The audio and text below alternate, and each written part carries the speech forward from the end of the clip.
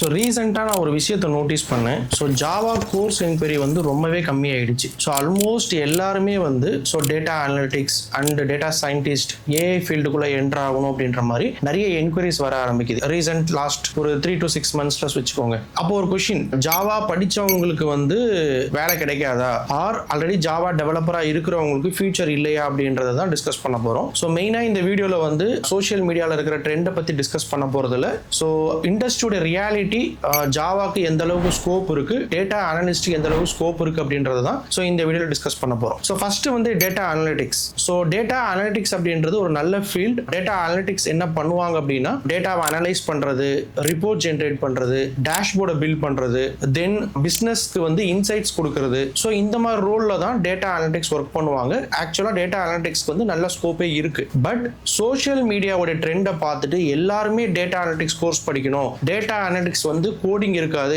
ஈஸியா படிச்சு வேலைக்கு போயிடலாம் அப்படின்ற மாதிரி நிறைய பேர் வந்து கேட்கிற ஒரே கோர்ஸ் வந்து டேட்டா அனலிட்டிக்ஸ். பட் ஒரிஜினலா மார்க்கெட்ல வந்து அந்த அளவுக்கு ஓப்பனிங் இருக்கா அப்படின்றத பார்க்கணும். அதே சமயத்துல வந்து ஃப்ரெஷர்ஸ், இப்போ நீங்க 26 பாஸ்ட் அவுட்டா இருக்கீங்க ஆர் ஒரு 25 பாஸ்ட் அவுட்டா இருக்கீங்க அப்படின்னா நீங்க டேட்டா அனலிட்டிக்ஸ் படிக்கலாமா அப்படின்றத வந்து முன்னாடி ஒரு டைம் திங்க் பண்ணிட்டு அதுக்கப்புறம் அந்த கோர்ஸை படிங்க. ஓகே, ஸோ இப்போ நம்ம ஜாவாக்குள்ள வரலாம். ஸோ ஜாவா அப்படின்றது வந்து நிறைய பேருடைய திங்கிங் என்னவா இருக்கும் அப்படின்னா, கோர் ஜாவா மட்டும் படிச்சா போதும், ஸோ கோர் ஜாவா தான் கம்ப்ளீட் ஜாவா அப்படின்ற மாதிரி நிறைய பேர் இமேஜின் பண்ணிக்கிறாங்க. But in real time most of the enterprise applications like banking application, insurance, e-commerce applications, அதுக்கப்புறம் வந்து payroll based applications, government applications, இது எல்லாமே வந்து டெய்லி பேசிஸ்ல வந்து லேக்ஸ் ஆஃப் யூசர்ஸ் வந்து யூஸ் பண்ணிட்டு இருக்காங்க. இது எல்லா அப்ளிகேஷன்ஸ்லுமே வந்து ஜாவால தான் ரன் ஆகிட்டு இருக்கு. ஸோ அப்போ ஜாவா அப்படின்ற ஒரு டெக்னாலஜி வந்து டெவலப்பர்ஸ் இருக்காங்க வச்சுக்கோங்க, ஆல்ரெடி டெவலப் பண்ண ஜாவா டெவலப்பர்ஸ் இருக்காங்க வச்சுக்கோங்க. அவங்க வந்து வெறும் கோட் அடிக்கிறவங்க மட்டும் இல்லாம they can understand business requirement. So business ஓட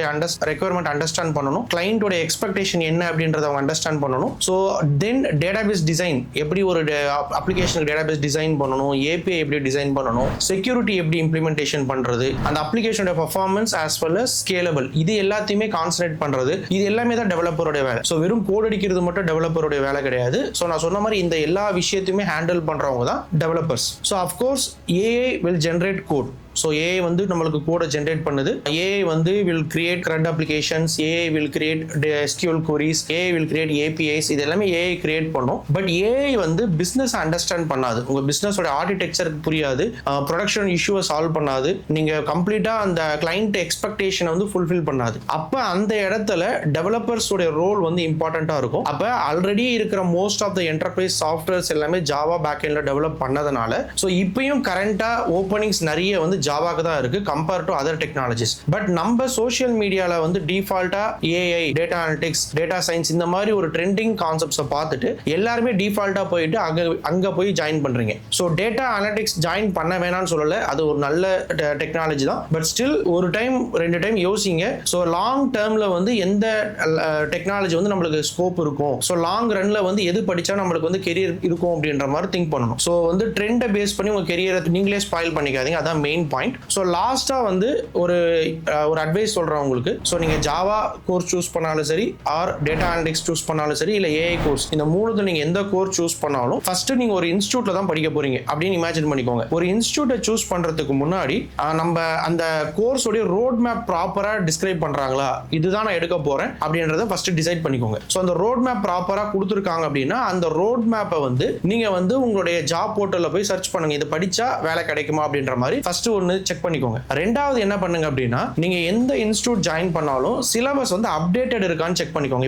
இப்போ ஜாவான்னு எடுத்துக்கிட்டீங்க அப்படின்னா ஜாவால இப்போ என்ன ஸ்கில்ஸ் கம்பெனிஸ்ல யூஸ் பண்றாங்க, வெறும் ஜாவா மட்டும் யூஸ் பண்றாங்களா, இல்ல Spring Boot, micro service, cloud, Docker, Kubernetes, இது எல்லாமே அந்த சிலபஸ்ல இருக்கா அப்படின்றது ஒரு டைம் கிராஸ் செக் பண்ணிக்கோங்க. வெறும் ஜாவா எடுப்பேன், ஸ்ப்ரிங் பூட் மட்டும் எடுப்பேன், இதுதான் உங்க சிலபஸ் அப்படின்றப்ப அதெல்லாம் அவுடேட்டட், ஒரு 5 இயர்ஸ்க்கு முன்னாடி யூஸ் பண்ண கான்செப்ட்ஸ். அப்ப சிலபஸ் வந்து அப்டேட்டடா இருக்குன்னு செக் பண்ணிக்கணும். மூணாவது வந்து ட்ரெய்னர் வந்து ரியல் டைம் எக்ஸ்பீரியன்ஸ் இருக்கிற ட்ரெய்னர் அப்படின்னு பார்த்துக்கோங்க. ஸோ ரியல் டைமா அவங்க உங்களுக்கு கான்செப்ட்ஸ் எக்ஸ்பிளைன் பண்றாங்களா, ரியல் டைமா ஒர்க் பண்றவங்க தான் உங்களுக்கு ட்ரெயின் பண்றாங்க அப்படின்னு பார்த்துக்கோங்க. ஏன்னா அவங்களுக்கு தான் ரியல் டைமா ஒரு சாஃப்ட்வேர் எப்படி டெவலப் பண்றாங்க, என்னென்ன கான்செப்ட்ஸ் எல்லாம் யூஸ் பண்றாங்க அப்படின்ட்டு அவங்களுக்கு தெரியும் compare to normal trainers. So அப்போ ரியல் டைம் ட்ரைனர்ஸ் இருக்காங்களா அப்படின்னு ஒரு டைம் கிராஸ் செக் பண்ணிக்கணும். ஃபோர்த் மெயின் என்ன அப்படின்னா, நீங்க எந்த இன்ஸ்டியூட்ல ஜாயின் பண்றதா இருந்தாலும் பிளேஸ்மெண்ட் சப்போர்ட். சும்மா என்னுடைய கம்பெனி நேம் கீழே நான் 100% பிளேஸ்மெண்ட் சப்போர்ட் போட்டிருக்கேன் அப்படின்னு கொடுத்துட்டேன் அப்படின்னா 100% பிளேஸ்மெண்ட் சப்போர்ட் பண்ண மாட்டாங்க. ஸோ அதனால பிளேஸ்மெண்ட் சப்போர்ட்டை எப்படி நீங்க கிராஸ் செக் பண்ணுவீங்க அப்படின்னா, ஆல்ரெடி அந்த இன்ஸ்டியூட்ல பிளேஸ் ஆன கேண்டிடேட்ஸ் கூட டிஸ்கஸ் பண்ணுங்க.